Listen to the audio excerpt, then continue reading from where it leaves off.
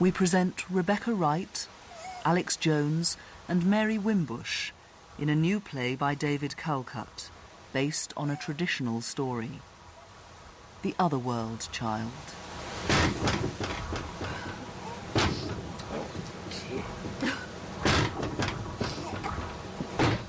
There, that's better.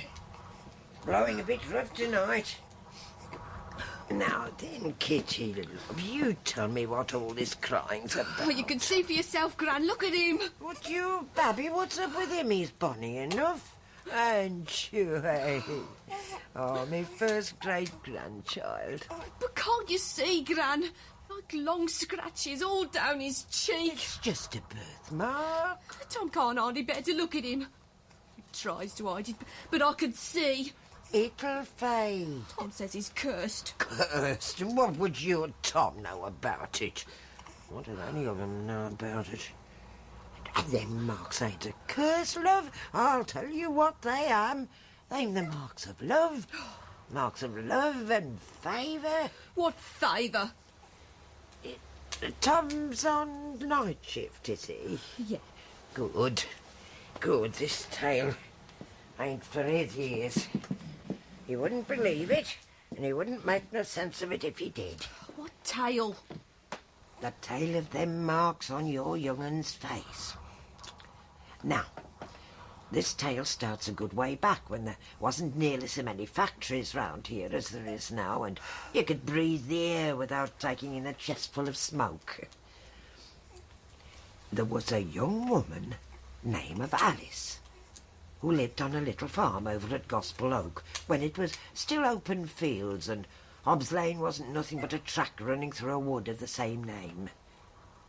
It cut her off from the rest of the town, that wood did.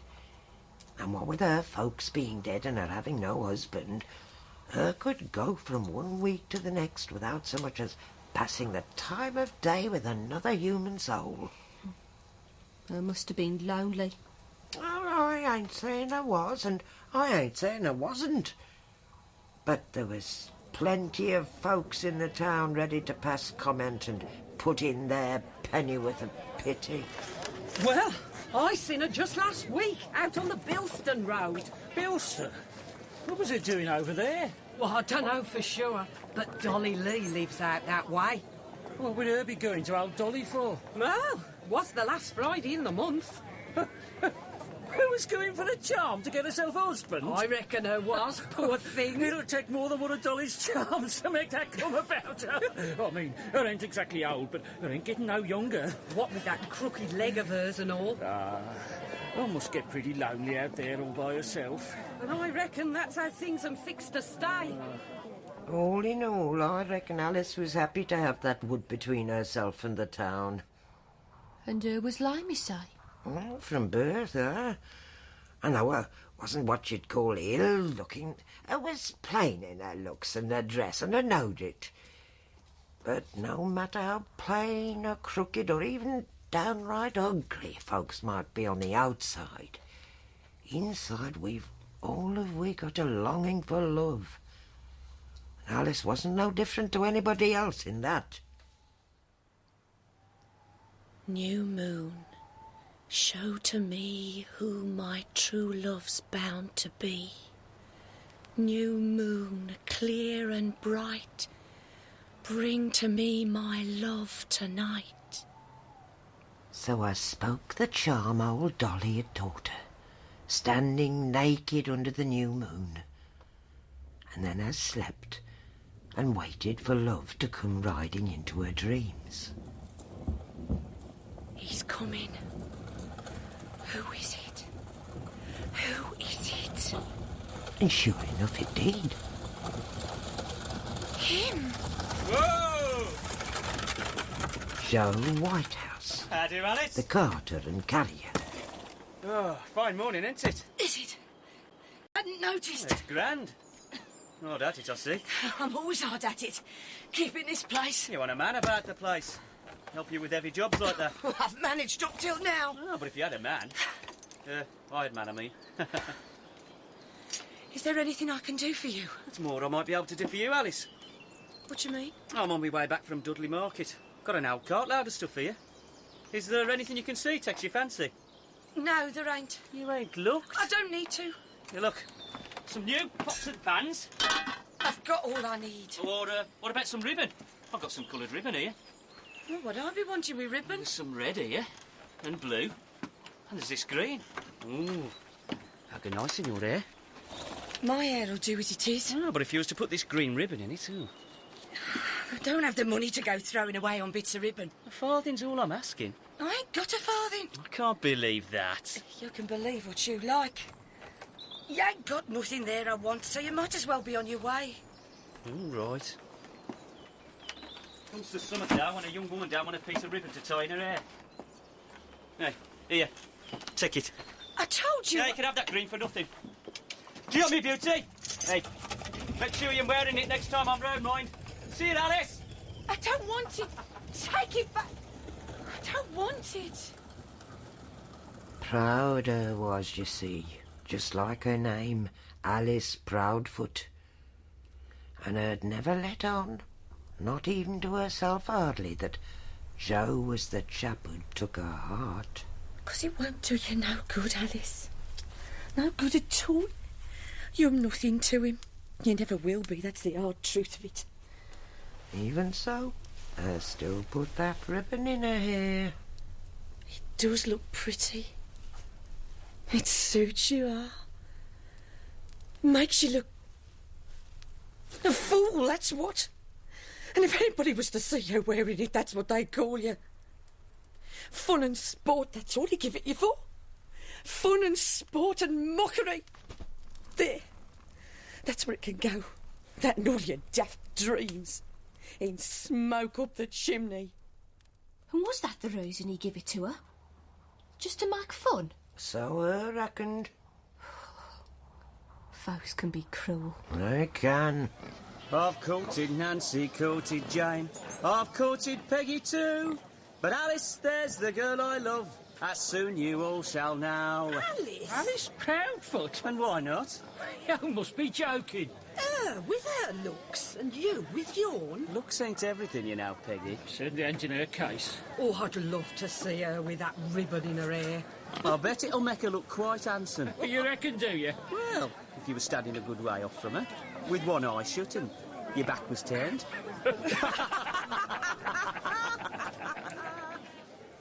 And now we're coming to the burden of the tale. Here we've got these two, as unlikely a pair for making a match as you might find. All it needs is summat to bring 'em together. Oh, I don't see as anything could bring them two together. Oh, Kitty, love, there's forces on earth we might know nothing about, but they'm there all the same. One evening, I was coming back home through Hobbs Wood. The day was darkening and the shadows was rising, and as I made away along the track, I heard a noise that made us stop. What was that? There it is again. What is it? And I stepped off the track and saw summat half hidden in a hawthorn bush. And I moved the branches and thorns apart, and there I saw A human child? its naked skin caked with muddy earth, lying on the ground and looking up at her with its big black eyes. Only a few days old. What hard-hearted creature left you here to die? It's all right. I won't hurt you. There's some wicked folk in the world, but I ain't one of them. You come on with me now. I'll take you on.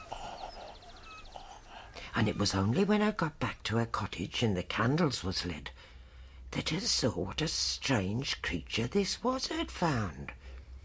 Because what I'd took for mud and earth was the colour of its skin, and what I'd took for thorns and twigs was the child's hair.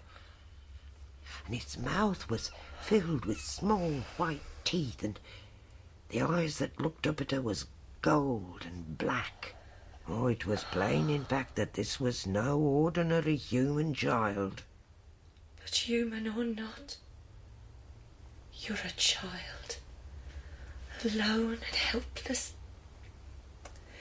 and you need looking after.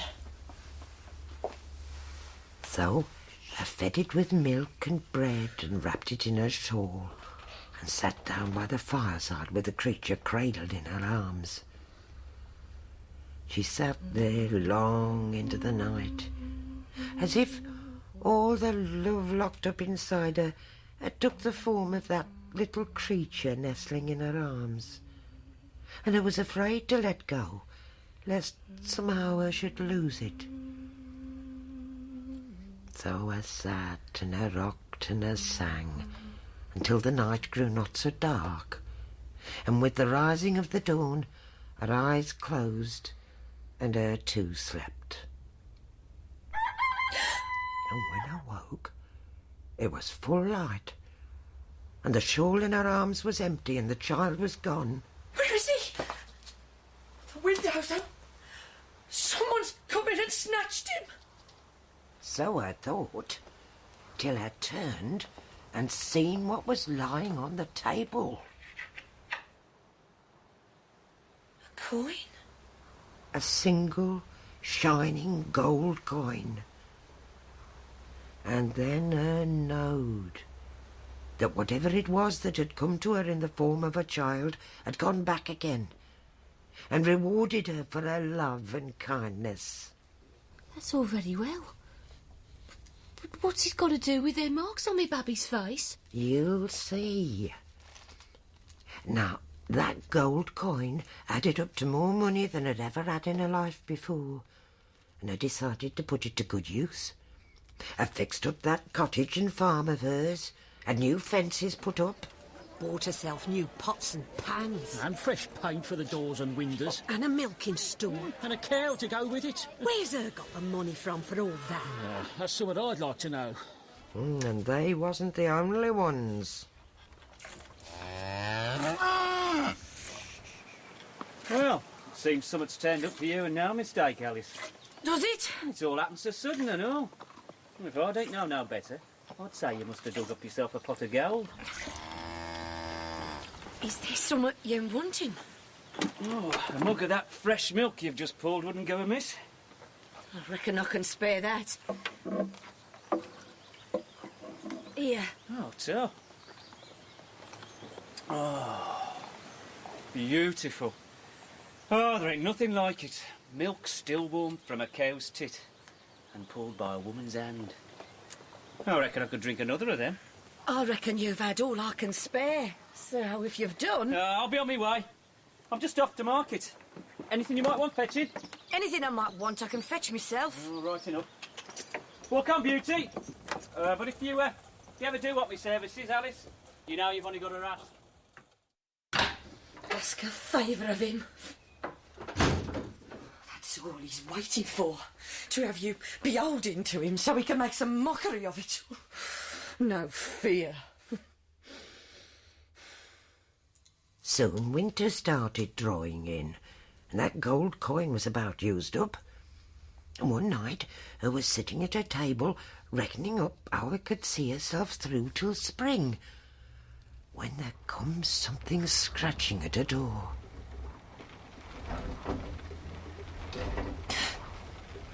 Who's there? Who is it? Who's there?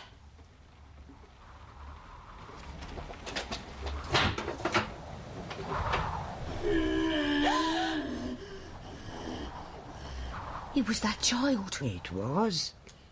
And here's a stranger thing. Though only a few months had gone by, the child had grown some, and there it stood now, looking about 4 or 5 years old, wet and windswept and soaked to the bone. Suppose I took it in again. And you suppose right. It all happened as before. I dried it and fed it, wrapped it in a blanket and cuddled it asleep before the fire. And I sat there with the child in her arms, gazing down at its savage face that looked so strange there, and yet so natural. Why do you come to me? What is it that brings you out of whatever wild places you roam to my door, my arms? Is it just for this? A touch of human love and kindness? Or is there something more? Some secret thing you bring from out there? Oh, there's something about you I can't fathom. So her sang and her slept, and when her woke it was gone, leaving a gold coin in its place. Nor was that the last time it came. That child or creature or whatever it was became a regular visitor, though I could never tell when it might show up. And each time it come, it left a gold coin? It did, though I never looked for no payment. Must have been getting pretty well off. Was indeed. And it dain't go unnoticed. Here at the market herself I was, Joe. And you should have seen the things she bought. A new bonnet with flowers on it. And a pair of fancy boots. Fancy boots? And a whole basket full of ribbons. All colours. Imagine her, all dressed up in a finery. Riding round her farmyard. Showing herself off to her pigs and her chickens. It'd be a sight worth seeing. And I reckon I just might take myself over there and see it. Well, you be careful, Joe. There's probably waiting for you, all got up in them fancy clothes. Before you know it, you'll be asking her to the Michaelmas dance. Eh? Well, you never know. I just might, and all. Though he laughed along with them, he meant what he'd said. The Michaelmas dance? That's right. No, Well, why not? I ain't one for dances. You ever been to one? No. How do you know, then? Alice, you must go to one dance before... Before what? Look, I'm asking you straight to come with me. Now, what's to be your answer? Before I tell you, let me ask you a question. How come you're asking me? How come? Well, you just bought yourself some new clothes, didn't you? What if I have? Well, I'd like to see you in them. And a dance is the perfect occasion. For you to have a bit more fun at my expense. No. Well, it's been that way up till now, Joe. What You got it all wrong, Alice. It's because... Go on. I'm waiting. Oh, I can see it's no good. You give me your answer. Hold up a minute. I ain't give you no such thing. I'm just making sure things are straight and open between us. I'll come to this dance with you as your companion and not your fool. And while we're there, you'll behave the gentleman and treat me as if you're with me for my own sake and nothing more. What you make of it after, that's your own affair. I've got no thought of making Just make me your promise. You can take it as made. Right then. I'll expect you to call for me. I will. And if I'm to travel in that thing, you might think about giving it a lick of paint. And grooming that horse of yours. Alice, my cart will be bright and shining good as new. And my horse will be decked out with ribbons and garlands, all in your honour. Go on then, beauty. Let's get up. Seems like he was beginning to change his tune a bit. He was. Oh, ain't nothing like the gleam of gold for helping a man see beauty where he couldn't see none before. And most folks had to admit, even them with the sourest mouths and the sharpest tongues, that when Alice went to the dance, if not beautiful, there was a shine about her face and a grace about her step that none of them had seen before. And them that knowed no better would have thought that Joe Whitehouse was proud to have her on his arm and was courting her true and proper. But them as did know better, they knowed that it wasn't Alice he was courting, but her new-found wealth. You've enjoyed yourself tonight then, Alice? I have. It was a grand time. The grandest I've had. Oh, I'm glad. It's something I won't ever forget. And I thank you for it. Whoa! What you stopping for? There's something I want to say to you. Something you can't say while you're driving. That's right. Best get it said then. I've been considering, you see, Alice. What's that? What? Over there? Something in the trees. No, just a fox, probably. Alice, I was saying... I've got to go. Eh? It's late. What you doing? I'll walk the rest of the way. It ain't far. Well, you can't just... It's quicker through the woods. You go home. Thank you again. Good night. Wait!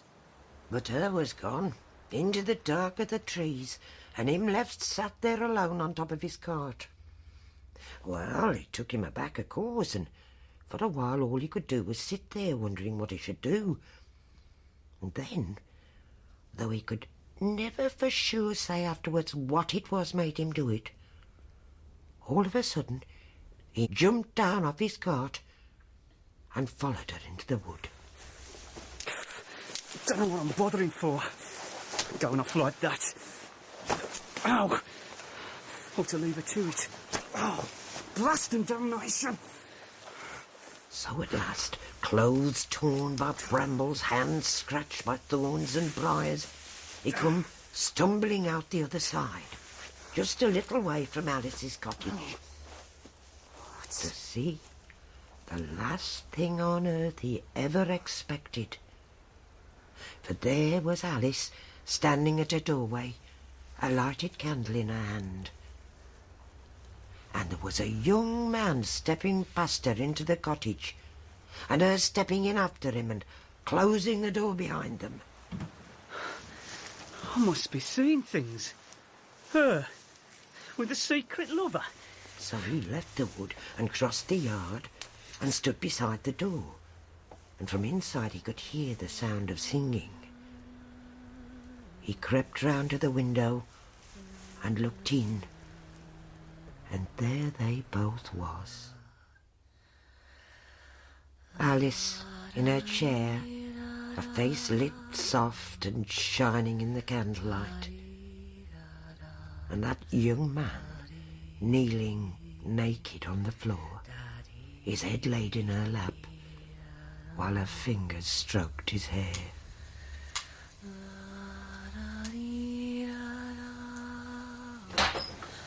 What's going on? Joe! Who's he? You shouldn't be here. Who am you, you? Don't, Joe! On your feet, mate. My God! And the man sprang to his feet, and it wasn't a man no longer but a beast, covered with thick black hair, claws on its hands and hooves on its feet. And for a minute it stood there glaring at them both, and then it leapt forward, knocking Joe down, and with another spring it was out of the door and gone bounding away into the dark. And there on the floor lay Joe, crying in pain and clutching at his face that was cut all down one side with 3 long, deep gashes. Poor thing! You poor wounded creature! And her knelt beside him and took him in her arms and pressed his torn and bleeding face close to her breast, as if to take the pain and the hurt away with all the love that was locked in her heart. It's all right. I've got you. I'll look after you now. Which I did, 'cause he was sorely ill with a fever that burned deep down in him, as if them scratches had raked his soul. But Alice tended and cared for him over the weeks that followed, till he was fit and well again. But not as he had been before. Me face. Look at me face. For it was scarred beyond all healing, with them 3 long red marks. How can I ever show it again? Who'll be able to lay eyes on me without their stomachs turning and having to look away? I will, Joe. I'll look at you and not turn away. You're as handsome to me now as you ever was. And I'll hold you dear in my heart as I ever did. You mean... all this time? All this time. And if you're willing, all the time from this time on. Then he looked at her, as if for the first time, and of a sudden he knowed that as her had loved him all this time, so he in his turn had loved her, as he loved her then. But it had took pain and hurt and injury to bring him to it. So they were married? Ah, so they was. And a handsome pair they make and all. Oh, very handsome. Well, it's as well they've took each other, for there ain't nobody else would take either of them. But with his face and her looks, I reckon they make the perfect match. And so they did. And that creature, he never come back? I didn't say that. About a year after they was married, when Alice was full of their first child, they was sitting there in the cottage one evening. What was that? Someone's outside the door. Alice, I'll go and see. be careful. I opened the door and looked out into the dark.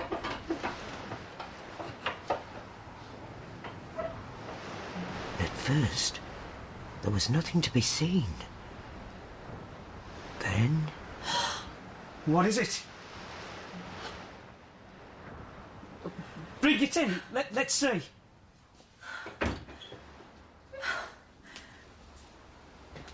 What's the matter? I don't know.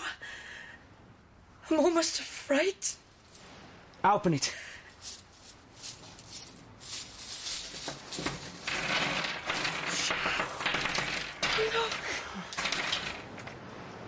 Whatever that creature was, and wherever it had come from, it had finished its business and gone for good, leaving Alice and Joe not only love, but wealth for the rest of their lives. And these marks on me baby's face? Yes, they'm the same. The same as was on your father's face when he was born, and my father's too.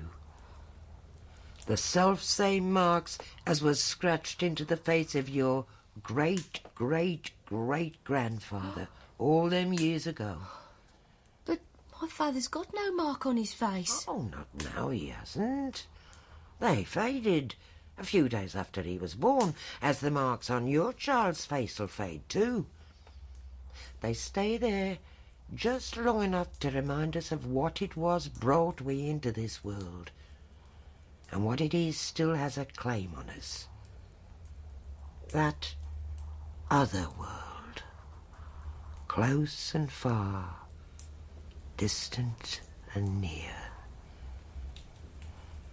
And though they might fade, we all of us carry them scars within us. They've been scratched deep into our hearts and our souls, and they'll never come out.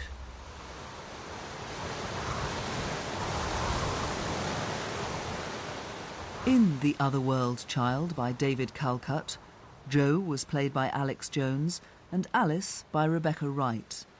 Gran was Mary Wimbush, Kitty Kimberly Hope, Peggy Sheila Kelly, and Abraham Jonathan Wyatt. The Otherworld Child was directed at Pebble Mill by Nigel Bryant.